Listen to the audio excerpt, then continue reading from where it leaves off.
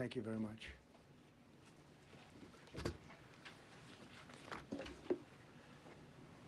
I speak to you this morning in an hour of anguish for our nation.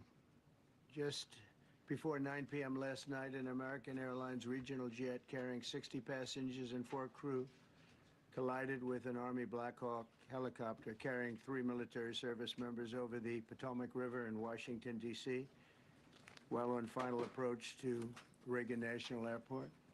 Both aircraft crashed instantly and were immediately submerged into the icy waters of the Potomac. Real tragedy. The massive search and rescue mission was underway throughout the night, leveraging every asset at our disposal. And I have to say, the local, state, federal, military, including the United States Coast Guard in particular, they've done a phenomenal job. So quick, so fast. It was mobilized immediately. The work has now shifted to a recovery mission. Sadly, there are no survivors. This was a dark and excruciating night in our nation's capital and in our nation's history, and a tragedy of terrible proportions. As one nation, we grieve for every precious soul that has been taken from us so suddenly. And we are a country of we are in mourning. This is really shaking a lot of people, including people, very sadly, from other nations who were on the flight. For the family members back in Wichita, Kansas, here in Washington, D.C., and throughout the United States and in Russia, we have a Russia contingent of very talented people. Unfortunately, were on that plane. Very, very, very sorry about that. Whose loved ones were aboard the passenger jet. We can only begin to imagine the agony that you're all feeling. Nothing worse. On behalf of the First Lady, myself, and 340 million Americans, our hearts are shattered alongside yours, and our prayers are with you now and in the days to come. We'll be working very, very diligently in the days to come. We're here for you to wipe away the tears and to offer you our devotion, our love, and our support. There's great support. In moments like this, the differences between Americans fade to nothing compared to the bonds of affection and loyalty that unite us all, both as Americans and even as nations. We are one family, and today we are all heartbroken. We're all searching for answers. That icy Potomac, it was a cold, cold night, cold water. We're all overcome with the grief for many who have so tragically perished, will no longer be with us. Together we take solace in the knowledge that their journey ended not in the cold waters of the Potomac, but in the warm embrace of a loving God. We do not know what led to this crash, but we have some very strong opinions and ideas, and I think we'll probably state those opinions now. Because over the years, I've watched as things like this happen, and they say, well, we're always investigating, and then the investigation 3 years later, they announce it. We think we have some pretty good ideas, but we'll find out how this disaster occurred, and we'll ensure that nothing like this ever happens again. The FAA and the NTSB and the U.S. military will be carrying out a systematic and comprehensive investigation. Our new Secretary of Transportation, Sean Duffy, his second day on the job when that happened. It's a rough one. We'll be working tirelessly. He's a great gentleman. The whole group these are great people, and they are working tirelessly to figure out exactly what happened. We will state certain opinions, however. I'm also immediately appointing an acting commissioner to the FAA, Christopher Rocheleau, a 22-year veteran of the agency, highly respected. Christopher, thank you very much. Appreciate it. We must have only the highest standards for those who work in our aviation system. I changed the Obama standards from very mediocre at best to extraordinary. You remember that. Only the highest aptitude, they have to be the highest intellect and psychologically superior people were allowed to qualify for air traffic controllers.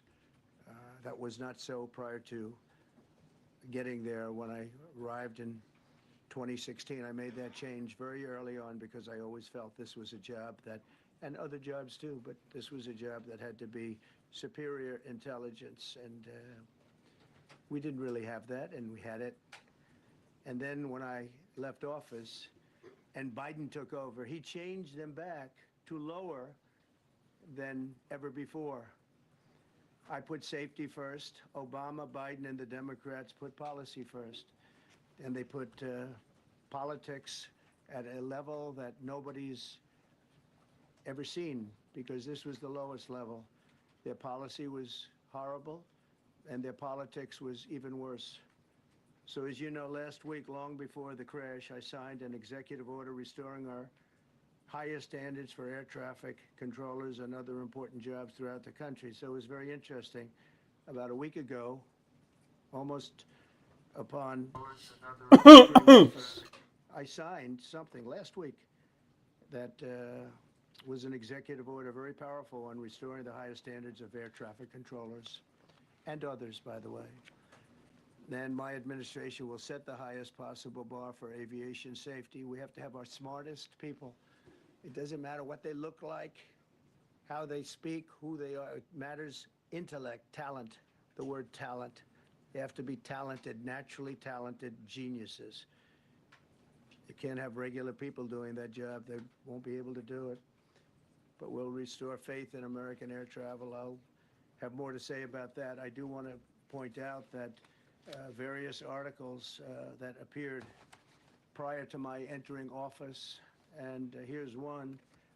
The FAA's diversity push includes focus on hiring people with severe intellectual and psychiatric disabilities. That is amazing. And then it says FAA says people with severe disabilities are most underrepresented segment of the workforce, and they want them in, and they want them, they can be air traffic controllers. I don't think so. This was in January 14th, so that was a week before I entered office. They put a big push to put diversity into the FAA's program. Then another article, the Federal Aviation Administration, this was before I got to office, recently, second term. The FAA is actively recruiting workers who suffer severe intellectual disabilities, psychiatric problems, and other mental and physical conditions under a diversity and inclusion hiring initiative spelled out on the agency's website. Can you imagine? These are people that are, I mean, actually, their lives are shortened because of the stress that they have. Brilliant people have to be in those positions, and their lives are actually shortened, very substantially shortened, because of the stress, where you have many, many planes coming into one target, and you need a very special talent and a very special genius to be able to do it. Targeted disabilities are those disabilities that the federal government, as a matter of policy, has identified for special emphasis in recruitment and hiring. The FAA's website states they include hearing, vision, missing extremities, partial paralysis, complete paralysis, epilepsy, severe intellectual disability, psychiatric disability, and dwarfism all qualify for the position of a controller of airplanes pouring into our country, pouring into a little spot, a little dot on the map, a little runway.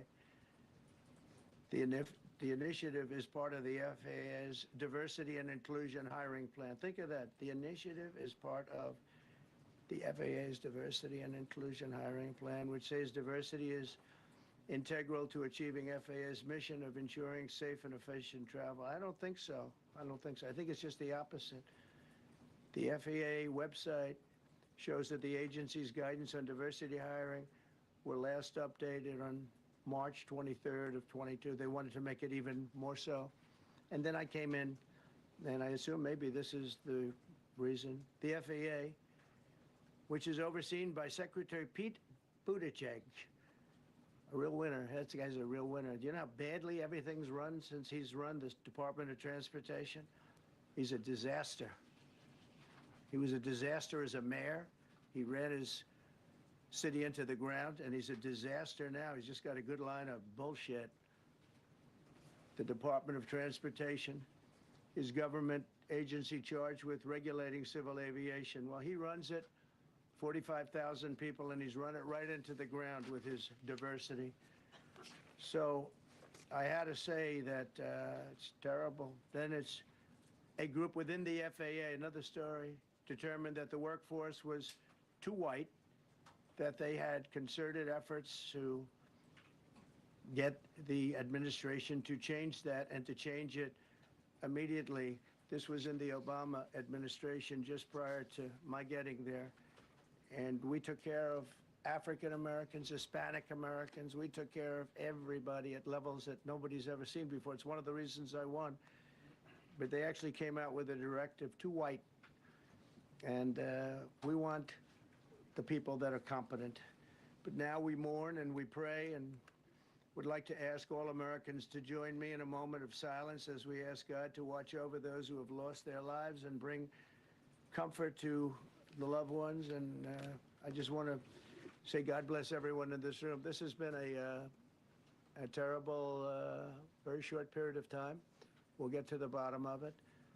So we all saw the same thing. We've seen it many times. I've had the honor of hearing tapes. Tapes are scary, very scary tapes. You had a airliner coming in, American Airlines. He was doing everything right. He was on track. He was the same track as everybody else. They came in. It's probably the same track as they've had for 25 years or more. He's coming in the path. And for some reason, he had a helicopter that was at the same height, obviously when they hit, but pretty much the same height, and going at an angle that was unbelievably bad. When the air traffic controller said, do you see, he was talking about, do you see him? But there was very little time left when that was stated. And then also, he said, follow him in. And then almost immediately after that, seconds after that, there was the crash that took place. Well, you follow him in, that means like everything's fine. Follow him in. You had a pilot problem from the standpoint of the helicopter. I mean, because it was visual. It was a very clear night. It was cold, but clear, and clear as you could be. The American Airlines plane had lights blazing. They had all of their landing lights on. I could see it from the Kennedy Center tape. We had a tape up on the Kennedy Center. That seems to be the primary. Thus far, I'm sure we'll see other tapes because it's such an area where there are a lot of cameras looking up into the air, into space. So we'll probably see many other shots of it before too much time goes by. But we had a situation where you had a helicopter that had the ability to stop. I have helicopters. You can stop a helicopter very quickly. It had the ability to go up or down. It had the ability to turn. And the turn it made was not the correct turn, obviously. It did somewhat the opposite of what it was told. We don't know that would have been the difference because the timing was so tight. It was so little. There was so little time to think. But what you did have is you had vision. The helicopter had vision of the plane because you had vision of it all the way, perfect vision of it all the way from at Kennedy Center where the tape was taken. And for some reason, there weren't adjustments made. Again, you could have slowed down the helicopter substantially. You could have stopped the helicopter. You could have gone up. You could have gone down. You could have gone straight up, straight down. You could have turned. You could have done a million different maneuvers. For some reason, it just kept going and then made a slight turn at the very end. And by that time, it was too late. They shouldn't have been at the same height. Because if it was at the same height, you could have gone under it or over it, and nobody realized, or they didn't say that it's at the same height. At the same height, still wouldn't have been great, but you would have missed it by quite a bit. Could have been 1,000 feet higher. It could have been 200 feet lower. But it was exactly at the same height, and somebody should have been able to point that out. So all of this is going to be studied, but it just seems to me, from a couple of words that I like to use, the words common sense, some really bad things happened, and some things happened that shouldn't have happened. So you had a helicopter going in an identical direction. You had a helicopter that was at the exact same height as somebody going in essentially the opposite direction. You had a plane that was following a track, which is a track that every other plane followed. And I don't imagine, I know I've heard today that they might have been following the preceding plane, which was pretty close, but not that close, the preceding plane. But you wouldn't have even been able to see that because of the direction that the helicopter was coming in at. So you had a confluence of bad decisions that were made. And you have people that lost their lives, violently lost their lives. We're going to take a few questions. I'd like to ask our new Secretary of Transportation to say a few words. Sean Duffy, great gentleman, just started. It's not your fault, and I know you agree with me very strongly on intellect and even psychological well-being of the air traffic control. It's such an important position, and I think I can't emphasize stronger. I changed it when I first ran in 2016. I changed it. We had the highest standard that you could have, and then they changed it back. That was Biden, to a standard I read it to you. That was from one of your papers. One of the people in this room actually wrote that. And then I changed it back a few days ago. And unfortunately, that was, we'll see. We don't know that necessarily it's even the controller's fault. But one thing we do know, there was a lot of vision, and people should have been able to see that, you know, at what point do you stop? At what point do you say, wow, that plane's getting a little bit close? So this is a tragedy that should not have happened. Please, sir. Thank you, Mr. President. And I would just note the President's leadership has been remarkable during this crisis. We've had a whole of government response, local, state, federal, and when you see that kind of cooperation, it begins with the leadership in this body. So thank you for that, Mr. President. You make our jobs a lot easier. You made an important point that when we deal with safety, we can only accept the best and the brightest in positions of safety that impact the lives of our loved ones, our family members.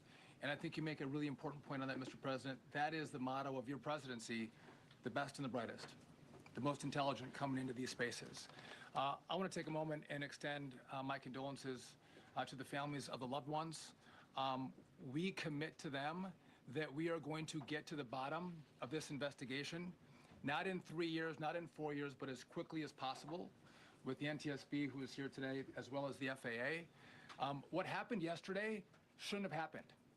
It should not have happened. And when Americans take off in airplanes, they should expect to land at their destination. That didn't happen yesterday. That's not acceptable. And so we will not accept excuses. We will not accept passing the buck. We are going to take responsibility at the Department of Transportation and the FAA to make sure we have the reforms that have been dictated by President Trump in place to make sure that these mistakes do not happen again. And again, I want to thank you for your leadership, Mr. President, and I appreciate the confidence you placed in me. Thank you. Pete, would you like to say something? Well, thank you, Mr. President. Again, I want to echo what the Transportation Secretary said about your leadership. From the moment we found out about this, we were in contact with the White House trying to determine exactly what happened. I would echo it as well. No excuses. We're going to get to the bottom of this. We first and foremost, from the Defense Department, want to pass our condolences to the 64 souls and their families that were affected by this. Never should happen. And certainly the 3 service members, the 3 soldiers, a young captain, staff sergeant, and a CW2, Chief Warrant Officer, on a routine annual retraining of night flights on a standard corridor for a continuity of government mission. The military does dangerous things. It does routine things on the regular basis. Tragically, last night, a mistake was made. And I think the president is right. There was some sort of an elevation issue that we have immediately begun investigating at the DoD and Army level. Army CID is on the ground investigating. Top-tier aviation assets inside the DoD are investigating, sir, to get to the bottom of it so that it does not happen again, because it's absolutely unacceptable. But I want to echo what the Transportation Secretary and you, Mr. President, said, because it pertains to the DoD as well. We will have the best and brightest in every position possible. As you said in your inaugural, it is colorblind and merit-based. The best leaders possible, whether it's flying Blackhawks and flying airplanes, leading platoons, or in government. The era of DEI is gone at the Defense Department, and we need the best and brightest, whether it's in our air traffic control, or whether it's in our generals, or whether it's throughout government. So thank you for your leadership and courage on that, sir, and we'll stand by you on it. Thank you. Very much. JD, please. Well, thank you, Mr. President, for your leadership. I just want to reemphasize something the President said, and you've heard from the Secretary of Transportation and of Defense. There really was a whole of government response. We were all on the phone. We were all communicating yesterday, trying to get to the bottom of this immediately, but also try to communicate with the American people about what happened. Something the President said that I think bears reemphasizing, which is that when you don't have the best standards in who you're hiring, it means, on the one hand, you're not getting the best people in government, but on the other hand, it puts stresses on the people who are already there. And I think that is a core part of what President Trump is going to bring and has already brought to Washington, D.C., is we want to hire the best people because we want the best people at air traffic control, and we want to make sure we have enough people at air traffic control who are actually competent to do the job. If you go back to just some of the headlines over the past 10 years, you have many hundreds of people suing the government because they would like to be air traffic controllers, but they were turned away because of the color of their skin. That policy ends under Donald Trump's leadership because safety is the first priority of our aviation industry. Thank you, Mr. President. Mr. President, on DEI and the claims that you've made, are you saying this crash was somehow caused and the result of diversity hiring? And what evidence have you seen to support these claims? It just could have been. We have a high standard. We've had a much higher standard than anybody else. And there are things where you have to go by brain power. You have to go by psychological quality. And psychological quality is a very important element of it. These are various very powerful tests that we put to use, and they were terminated by Biden. And Biden went by a standard that's the exact opposite. So we don't know, but we do know that you had two planes at the same level. You had a helicopter and a plane. That shouldn't have happened. And we'll see. We're going to look into that, and we're going to see. But certainly for an air traffic controller, we want the brightest, the smartest, the sharpest. We want somebody that's psychologically superior, and that's what we're going to have. Yeah. Yeah, please, go ahead. Mr. President, you mentioned at the top of the briefing that there were several Russian nationals on the flight. Yes. Will the U.S. government be willing to facilitate the transfer of their remains, considering Yes, we the will. fact there is no direct air travel between the two countries? We've already been in contact with Russia, and the answer is yes, we will facilitate. Yes. Please, go ahead. Thank you, Mr. President. The situation in the Democratic Republic of the Congo is getting worse, even though President John Lorenzo has been mediating the conflict between Rwanda and the Democratic Republic of the Congo because he wants to bring peace and stability. The situation is really bad right now. I want to hear from Ms. President if you have any plan in the future to bring peace in the Well, you're Democratic asking me a Republic question of the about Congo. Rwanda, and it is a very serious problem, I agree, but I don't think it's appropriate right now to talk about it, but it is a very serious problem. We don't even yet know the names of the 67 people who were killed, and you are blaming Democrats and DEI policies and air traffic control and seemingly the member of the U.S. military who was flying that Black Hawk helicopter. Don't you think you're getting ahead of the investigation right now? No, I don't think so at all. I don't think with the names of the people, you mean the names of the people that are on the plane? You think that's going to make a difference? Does it comfort their families They to are hear you a blaming group of DEI people that have policies? lost their lives. If you want a list of the names, we can give you that. We'll be giving that very soon. We're in coordination with American Airlines. We're in coordination very strongly, obviously, with the military. but I think that's not a very smart question. But are you I'm blaming- surprised coming from you. Are you blaming air Please, Thank you. please. Thank you, President Trump. Thank you for being here.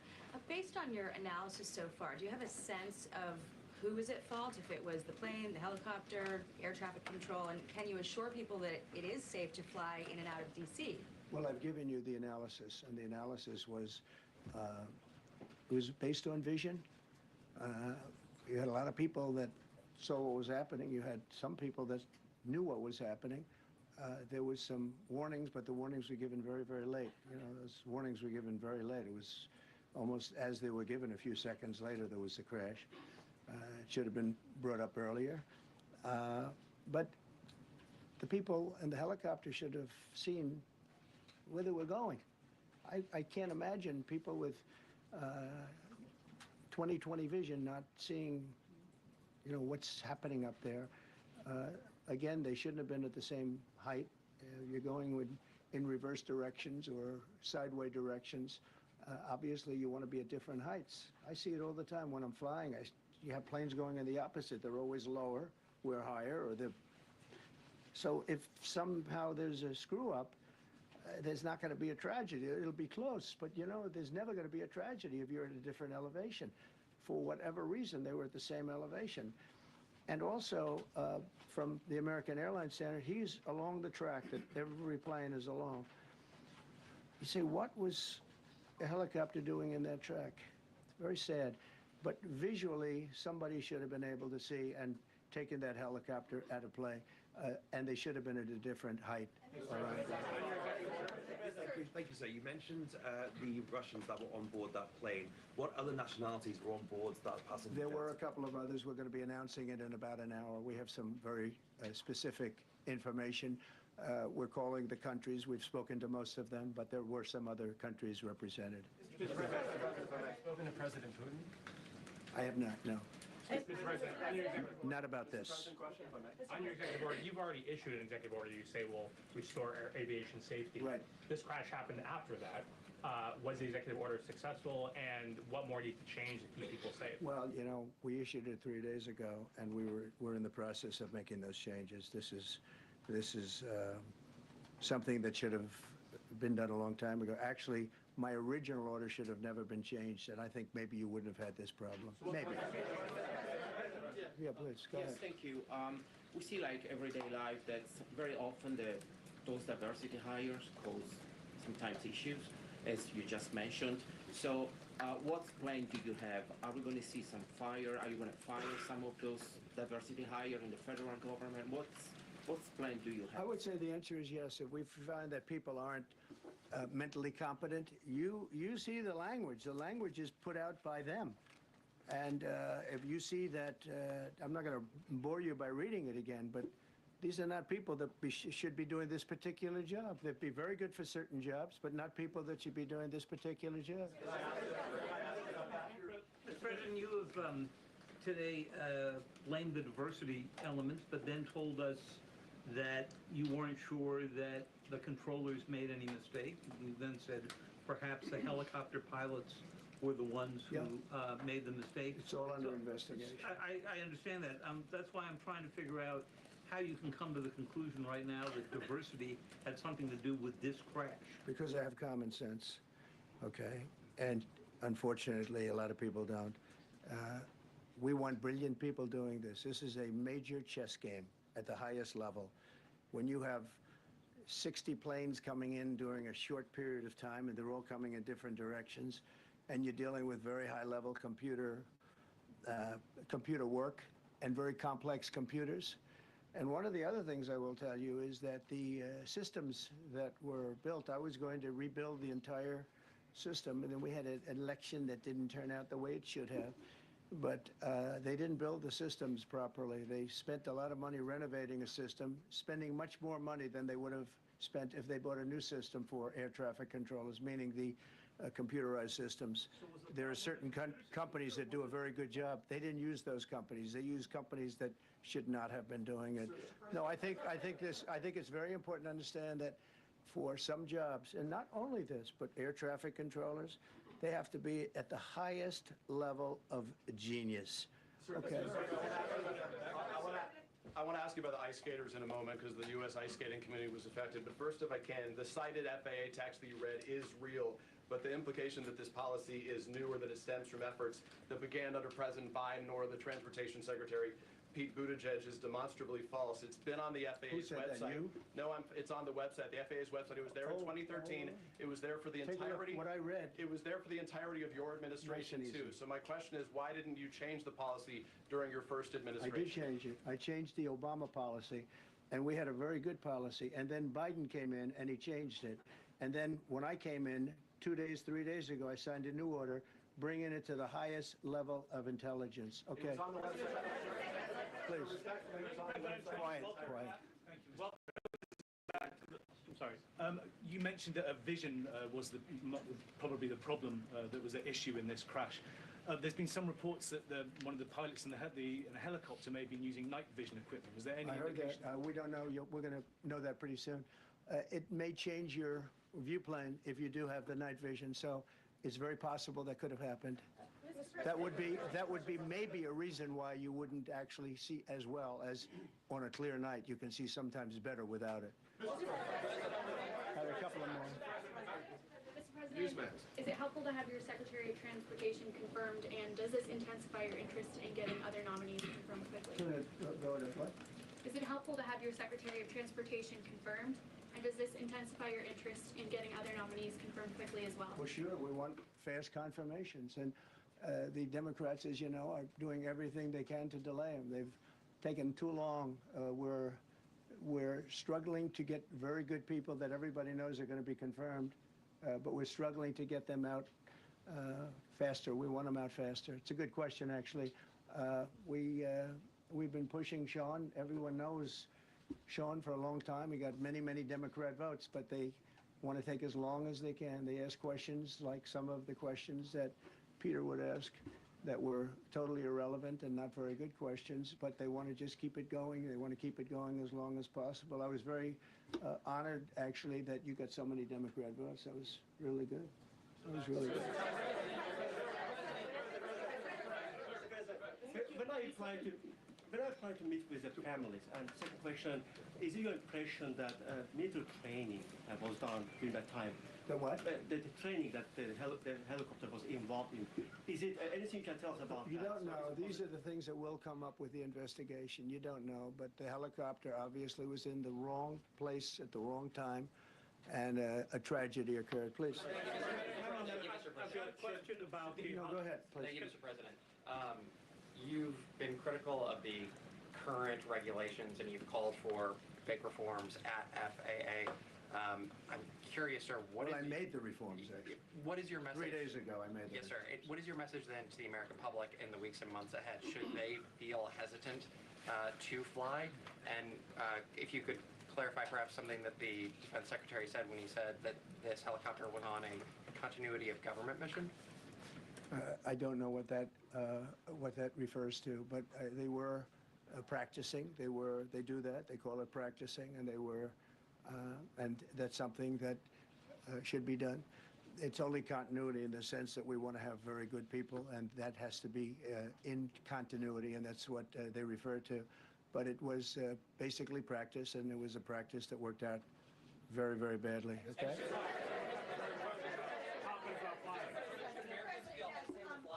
On his question, the first question, should people be hesitant to fly right now? No, not at all. I've not hesitated to fly.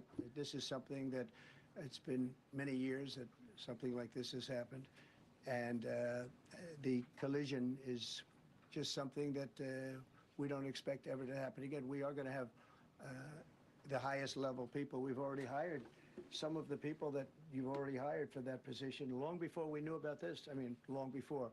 From the time I came in, we started going out and getting the best people because I said it's not appropriate what they're doing. I think it's a tremendous mistake. You know, they like to do things and they like to take them too far, and this is sometimes what ends up happening. Now, with that, I'm not blaming the controller. I'm saying there are things that you could question, like the height of the helicopter, the height of the plane being at the same level and going in opposite directions. It's not a positive. But no, we're already hiring people. No, flying is very safe. We have the safest flying anywhere in the world, and we'll keep it that way. Thank you all very much. Thank you very much, everybody. President Trump speaking to what he described as a country in mourning after that collision. There you have it, President Donald Trump speaking at a press conference at the White House re the plane crash in Washington, D.C. Actually, I flew into that airport during the demonstration was put on by the OLJDF, that the demonstration was put on by Rattigan and myself. I flew into that airport on 2 occasions, I think, to go into New York. I flew into the airport, then hitched a ride with Wilfred Rattigan and drove into New York with this. It's a tragedy. All 60 plus persons on that flight perish. And believe you me, my heart and prayers go out to the family of those people, because you have family members who fly many times and leave you behind and go and do business and go visit other families and so forth, and your heart go out to the family members. I truly, when I saw the news last night, I was watching Come Reason with Rattigan, and it flashed across my phone, and I put in the chat room that there is a plane crash at Reagan International. That's very close to where my good friend is. And believe you me, it doesn't look good. And for all those who are in mourning this morning, my hearts and prayers go to them. It's now 12 o'clock.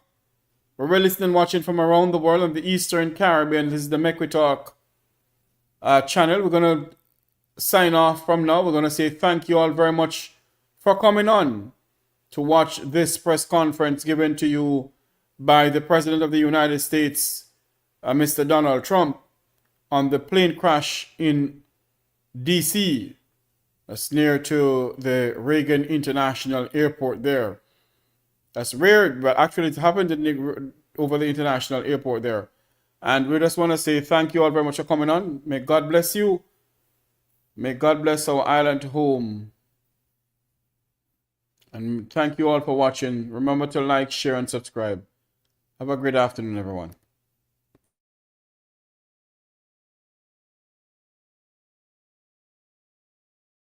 Around the country. That's a question I think that remains unanswered at this time. But clearly the president wanted to come here delivering a show of force for his administration. You saw the praise that was showered on him by his new transportation secretary, Sean Duffy, the new defense secretary, Pete Hegseth, and of course, the new vice president of the United States, J.D. Vance, as well, making clear that this is an all-of-government approach right now. The president was briefed throughout the night, we know, in the Situation Room by Mike Walls, his national security advisor. But I think it is going to raise a lot of questions right now, not the least of which are questions from the military community, given some of the harsh language he used as he spoke about the folks who were inside that helicopter that lost their lives, basically saying it was clear, they should have seen clearly that there was another plane there. We know from Pete Hegseth's comments earlier, among other things, including the fact that they had night vision goggles, whether they were being worn at the time or just they had them with them at the time is unclear, but that is among other reasons why it may be more challenging to see an incoming plane. And it's very possible that they didn't see the plane, the CRJ, that they were asked to go behind. Notably in the president's among his first comments yesterday on Twitter, his criticism focused on why the air traffic controllers did not tell that plane, not the helicopter, not just to look out for a plane, but that it should do what it should specifically do. We do know from air traffic control audio that the air traffic controllers did just that. They said pass behind the CRJ. So it's not entirely clear where he received that information. But the bottom line is, in spite of anything the president says, in spite of any of the assessments that will be made in the hours that pass, there are 67 individuals who lost their lives in the frigid cold waters of the Potomac River. And Hallie, I was struck yesterday as I was standing on the banks of the river after midnight there till close to 2 in the morning, that it was silent, absent one helicopter in the sky, a search and rescue helicopter with that giant light that was beaming onto the water, making a grid looking for debris or survivors. At that point, sadly, it turns out they were likely looking for bodies. And the first moment that we really got a grim understanding of how bad this situation was, at least in my experience, was that not once in the nearly 4 hours that I was there did we hear a single ambulance leave the scene. Hallie? Peter Alexander, thank you. I'd like you to stand by while we bring in our senior correspondent, Tom Costello, who is joining us now from the scene, not far from the Potomac River, where, Tom, we know that it is no longer a rescue operation, but a recovery. In that briefing at the White House just minutes ago, you heard the president say he did not blame the air traffic controller, but he also raised questions about this elevation issue. Can you bring us up to speed on where this investigation stands, along with the search, the critical search for those black boxes? Well, thus far, to our knowledge, they've not yet recovered the black boxes, the cockpit voice and flight data recorders from either the plane, the RJ regional jet, or the Black Hawk helicopter. That is clearly a priority. It's part of what they call the perishable evidence at the NTSB, evidence they want to gather very quickly before it perishes, before it becomes contaminated by being in the water, for example, or being in the elements, or if somebody were to, for example, somehow damage the remains. So this is a top priority to recover the black boxes and also to interview the air traffic controllers as quickly as possible.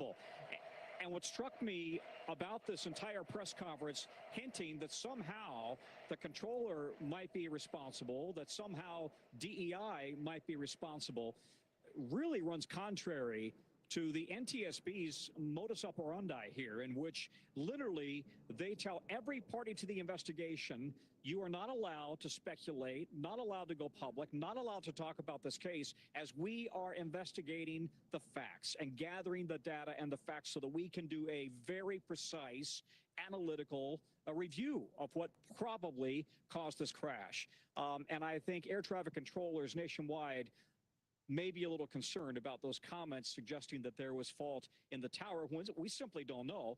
And then also that there might have been fault in the cockpit of the Black Hawk. We simply don't know.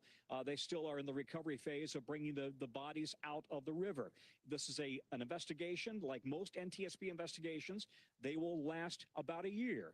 The NTSB is set up as an independent investigative body. They are not governed by the DOT. They are not governed by the FAA.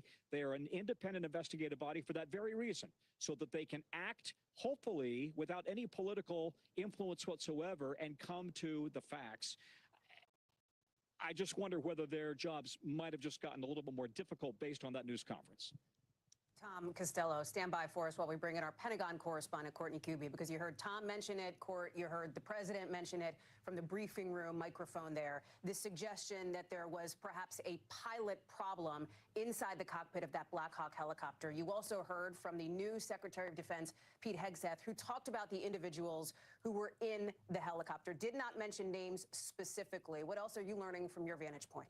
Yeah, I gotta say, Hallie, there were so many stunning moments in that based off of when we have seen a tragedy in the past, how we hear an administration talk about it. So let's start with what Tom was just talking about, and that is the fact that President Trump and Secretary Hegseth, they did not beat around the bush in laying blame on the helicopter for this collision, saying that they were at the wrong altitude. President Trump saying at one point that they were in the wrong place at the wrong time. And just beyond what Tom was explaining about the NTSB and the civilian component of this, let's not forget, President Donald Trump is the commander-in-chief of the United States Armed Forces. There is a military and Army component to this investigation. There could be a very real claim of undue command influence based off of numerous comments that were just made in that press conference, and how that undue command influence by both the president and the Secretary of Defense could directly impact the investigation into this tragic incident, this tragic accident, Hallie. A couple other things that really stood out to me. Number one, President Trump saying that it was a pilot problem from the standpoint of the helicopter. Again, we normally, when there is any kind of an aviation accident, we hear the phrase over and over as reporters, it's under investigation, we're not going to get out ahead of the investigation. Saying something that clear was really staggering to me, Hallie.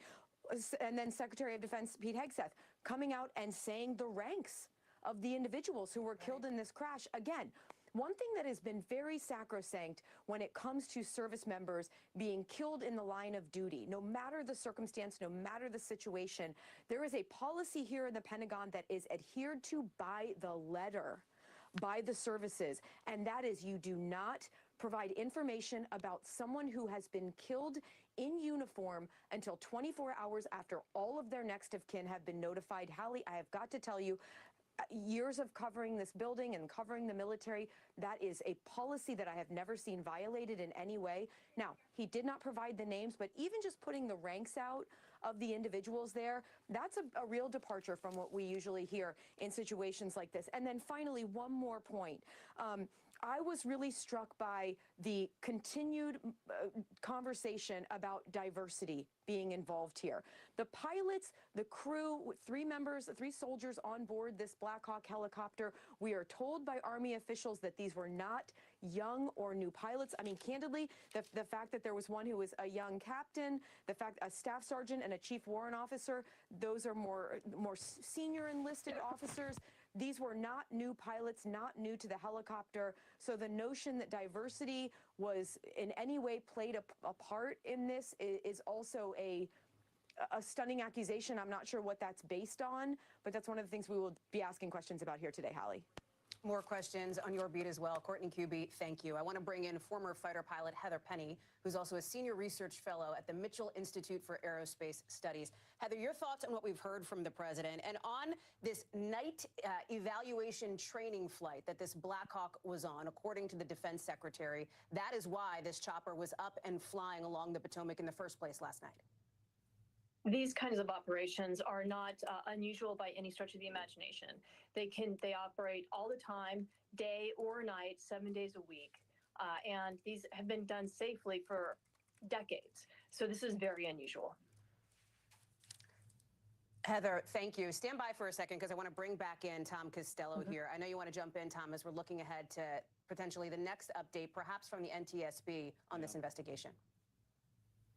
We will get really an introductory update from the NTSB, we expect later today, essentially saying they're on the scene. They're going to categorize various aspects of this investigation, break them down, assign specialists, and give us a very loose timeline. It typically will take a year before there is a final NTSB verdict. Let me just also make the point, as we have reported for years, there is a shortage of air traffic controllers nationwide, 10,000 a shortage. And they go back pre-Biden administration, they go back well through the Trump administration and extending beyond that as well. Every administration has been trying to hire more controllers. Part of the problem is, of course, that there had been mandatory retirements for controllers, and they have been struggling with keeping up with that rate of attrition, despite the fact the Air Traffic Control Academy is full. I'm just wondering whether we are going to see a little bit of a pushback, if you will, because of these concerns and these allegations or suggestions that somehow DEI hiring in the air traffic control ranks played a role. That could really be hurtful for this organization that's trying to hold on to air traffic controllers and train new controllers as fast as possible. Tom, pulling back for a second, as we have seen now the first flight depart Reagan National Airport since this mid-air collision at about 9 o'clock Eastern last night, we have heard official after official, including the president, try to reassure people that it is safe to fly right now in this country. Well, I think that's absolutely true. Listen, we have just gone through 15 years of no commercial airline crashes involving fatalities. That's amazing. The last one was in 2009 in Buffalo, in which I think it was 49 people passed away. I was there for that crash. This system is truly thought to be operating at an extreme level of safety and efficiency. However, that said, this airspace here at Reagan Airport in the greater Washington area is by many accounts maxed out. Reagan is dealing with heavy volume every single day, heavy helicopter traffic every single day, and they too have been dealing with a shortage of air traffic controllers at times over the last few years. Tom Costello live for us there on the scene near Reagan National Airport. Tom, thank you. Our thanks to Peter, to Courtney, to Heather as well, as this concludes our NBC News special report. We will have much more ahead on NBC News Daily, online at NBCnews.com. And Lester is here in Washington tonight anchoring nightly news. For now, I'm Hallie Jackson. For all of us here at the network, thanks for watching.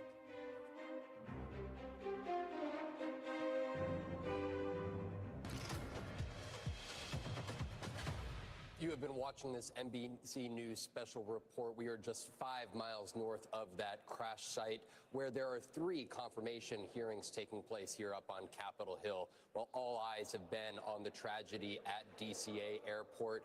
Here, these confirmation proceedings for Robert F. Kennedy Jr., as well as Kash Patel, who is up for FBI director post, as well as Tulsi Gabbard, who is currently underway with her hearing to be the next director of national intelligence. We want to take you into that particular hearing here at the U.S. Senate Intelligence Committee hearing room. Take a listen. Any individual nominated for appointment